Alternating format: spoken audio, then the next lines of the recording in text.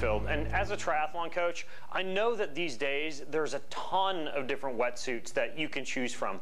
So in this video, I'm going to give you some quick tips that will allow you to narrow down a suit that works for you and your needs quickly and effectively. Ready?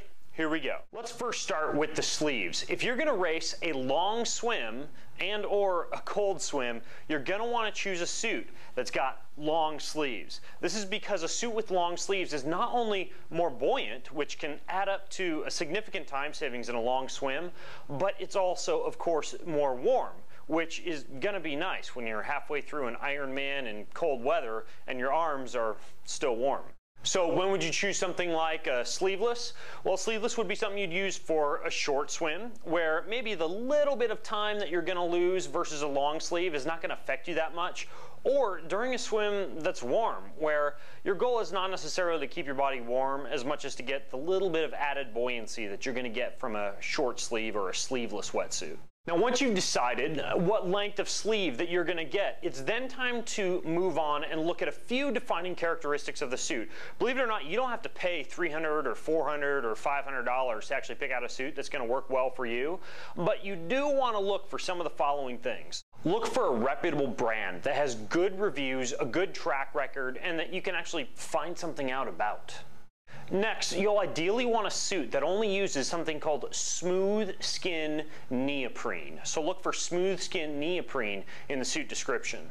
Next, you want the ultimate combination of buoyancy and flexibility. So a wetsuit should have varying degrees of flexibility across the wetsuit. What you want is about 5 millimeters of thickness in the chest and in the legs.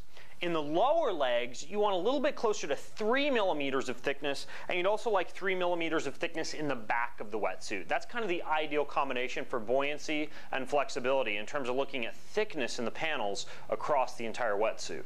And what about the thickness in the arms? You're looking for a little bit less thickness in the arms, and that would include underneath the shoulders, where a lot of flexibility is important. Arms and shoulders, you're only looking for 1.5 millimeters. So 5 in the chest, 3 in most of the legs, and then 1.5 in the arms. A few other things to look for. You want an internal zipper that preferably runs along the inside, so it's a little bit more hidden. It's still going to be easy to zip up, but an internal zipper is a good idea. What's called a low mock neck, which is going to reduce a lot of the chafing that can occur in your neck. And then also look for what's called a power panel, and you'll be able to tell in the wetsuit description if there's a power panel that runs inside the suit. Power panel is also a really good thing to look for.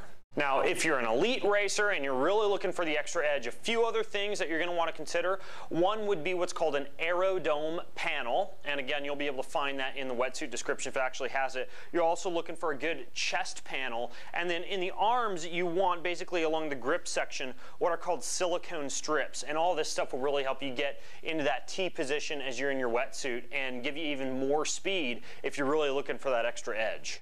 Now, if you're more of a beginner triathlete and you're not necessarily looking for like the extra 10 or 20 or 30 seconds, then you're still going to want to get a high quality suit, but you don't necessarily have to spend a lot of extra money on those other features that I just mentioned. What you do want to be careful of are any of these suits that you can get at 50% discounts and 75% discounts. You're going to find some brands out there that are offering very, very cheap wetsuits. And when it comes to a wetsuit, you will get what you pay for in terms of buoyancy and flexibility.